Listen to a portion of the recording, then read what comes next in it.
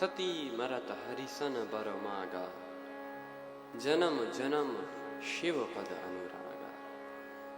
माता सती ने मरते हुए यह वरदान मांगा कि मेरा जन्म जन्म भगवान शिव के चरणों में प्रेम रहे, और उसी कारण से ते ही कारण हिमगिरि ग्रह जाई। आज हिमांचल राज के यहाँ पार्वती जी का जन्म हुआ। थोड़ी और बड़ी हुई तो नारद जी हस्तरेखा देखने आए। अब पार्वती जी सामने हस्तरेखा देखी तो कहे कि शैल सुलक्षण सुता तुम्हारी। हे शैलराज, हे हिमांचल राज, आपकी पुत्री में सभी शुभ लक्षण हैं, लेकिन जोगी जटिल अकाम मन, नगन अमंगल वेश, अस स्वामी यही कहाँ मिलई। इसका पति कैसा होगा? सो बोले जोगी होगा, जटिल होगा, अकाम मन, नगन अमंगल वेश, ऐसा होगा। तो शैलराज ने कहा, फिर इतने जो आपने कन्या के गुण बताए उनका क्या फायदा? आप तो ऐसी बात मत कहो, इससे निवारण का उपाय बताओ।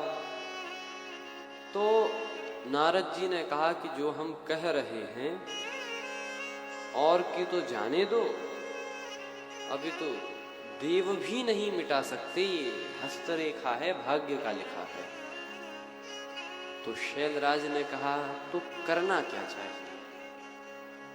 नारद जी ने कहा, एक उपाय बताया कि देखो, मैंने जितने वर के गुण दोषों का वर्णन किया, वे सारे जो दोष हैं, जे वर के दोष बखाने ते सब शिवपह मैं अनुमानी। मेरे अनुमान से वे सारे गुण दोष शिव जी में विद्यमान हैं। शिव जी जोगी हैं, जटिल हैं, अकाम मन है, नगन है, उनका अमंगल वेश है। तो ऐसे जे वर के दोष बखाने ते सब शिवपह में अनुमाने। और तब नारद जी बोले, जो विवाह शंकर सन होई, तो दोषहु गुण ही कहाई सब। वर तो ऐसा मिलेगा ही, इसमें कोई संशय नहीं है। कुछ लोग कहते हैं नारद जी ने कहा था नहीं नहीं आप तपस्या कर लो तो अच्छा वर मिल जाएगा, और बाद में फिर शंकर जी मिले, इसीलिए मैना माता नाराज हो गई। मैना माता ने ये समझा, नारद जी तो कह रहे थे कि ये जो मैंने दोषों का वर्णन किया, ये इस कन्या के वर में रहेंगे ही, और ये सारे जो दोष हैं वो शंकर जी में भी हैं। और यदि इस कन्या का विवाह शंकर जी के संग हो जाए तो वो दोष भी गुण बन जाएंगे। व्यक्ति को ऐसा होना चाहिए कि वो दोष को भी गुण, क्योंकि शंकर जी हैं, और दोष गुण कैसे बन जाएंगे? क्योंकि नारद जी कहते हैं प्राकृतिक रूप में तो कुछ अच्छा बुरा नहीं है। किसने कह दिया कि कोई काम अच्छा है या कोई काम बुरा है? यदि प्राकृतिक रूप में देखें, प्रकृति की दृष्टि से सभी समान है। जो व्यक्ति बिल्कुल अच्छे से जीता है, किसी को परेशान नहीं करता, वो भी मरता है, और जो व्यक्ति सारे गलत काम करता है वो भी मरता है। आप बताओ, प्रकृति की दृष्टि में कोई भी दोष है? कोई भी गुण है? नहीं। ये गुण दोष की परिभाषा हमने ही दी है, और इसीलिए नारद जी कहते हैं कि ये जो दोष हैं उन्हें भी व्यक्ति गुण कहने लगेगा। दोषौ गुण ही कहाई सब कोई, जो विवाह शंकर सन होई। इसीलिए एक काम करो, शंकर जी से विवाह करा दो। क्यों? कहा कि समर्थ को नहीं दोष गुसाई। दोष भी समर्थ के लिए दोष नहीं होता। कैसे? रवि पावक सुरसरी की नाई। रवि अर्थात सूर्य, सूर्य की जो रोशनी होती है वो हर एक जगह पड़ती है, अच्छी जगह भी पड़ती है, बुरी जगह भी पड़ती है। कोई सूर्य को अच्छा बुरा नहीं कहता। सुरसरी, हर एक प्रकार का जल गंगा जी में बहता है, पर सुरसरी को अपनीत न कहाई। गंगा जी को क्या कोई कहता है कि नहीं ये तो अशुद्ध है? गंगा जी में यदि बुरा भी जल दूषित जल भी बह रहा हो तो उसे भी लोग पवित्र मानते हैं। क्यों? समर्थ है, सूर्यदेव समर्थ है। विप्र भी विष्णु भगवान पर कोई दोष नहीं देते, यद्यपि वो शेष की सैया पर सोते हैं। क्यों? समर्थ है। इसीलिए समर्थ को नहीं दोष गुसाई, पर ऐसे ही एक समर्थ भगवान शिव है। तो यदि इनसे विवाह हो जाए तो इनसे कैसे हो? जो तप करई कुमारी तुम्हारी, जो तप करई कुमार तुम्हारे, जो तप करई कुमारी तुम्हारी, जो तप करई कुमार तुम्हारे, भावियों में टी सके त्रिपुरारी, भावियों मेट सके त्रिपुरारी, हाँ भावियों में टी सके त्रिपुरारी, भावियों में टी सके त्रिपुरारी, भावियों मेट सके त्रिपुरारी, भावियों में टी सके त्रिपुरारी, भावियों मेट सके त्रिपुरारी। तो ये जो भावी है इसे शंकर जी मिटा देंगे। अब तो उस दिन पार्वती जी अपने माता पिता को बहुत समझाएं कि हम तपस्या करने जाएंगे।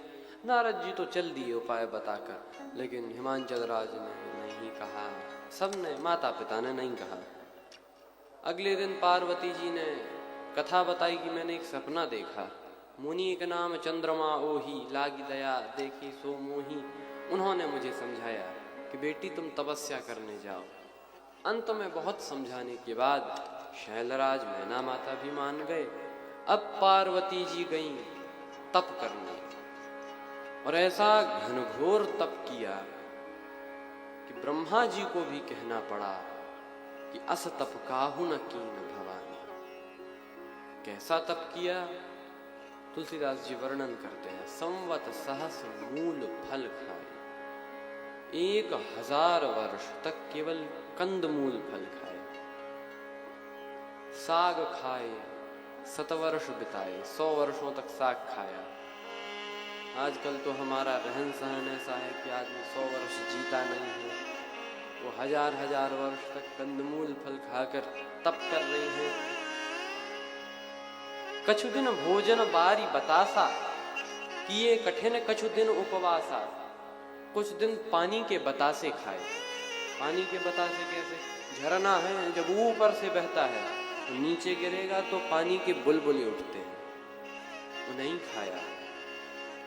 किए कठिन कछु दिन उपवासा, उनमें भी कुछ दिन उपवास किया, अर्थात कुछ नहीं खाया। बेल पाती मही परई सुखाई, 3 सहस संवत सोई खाई। जो बेलपत्री जमीन पर गिर जाती थी सूख कर, 3000 वर्षों तक तो उसे खाया।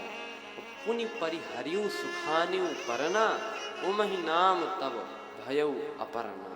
उन सूखे हुए पत्तों को भी खाना छोड़ दिया, तो आज इनका नाम अपर्णा हो गया। अपर्णा माने जिसने पर्ण भी खाना छोड़ दिए, पत्ते भी खाना छोड़ दिए। उमहि नाम तब भयउ अपर्णा।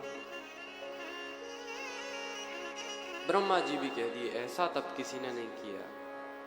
अब पार्वती जी तो यहाँ पर ऐसा घनघोर तप कर रही हैं, और वहां शंकर जी जब से सती जी गई हैं तब से जपहि सदा रघुनायक नामा, जहाँ तहाँ सुनहि राम गुण ग्रामा। भगवान के गुणानुवादों को सुन लेते, यहाँ वहाँ नाम जप कर लेते। यही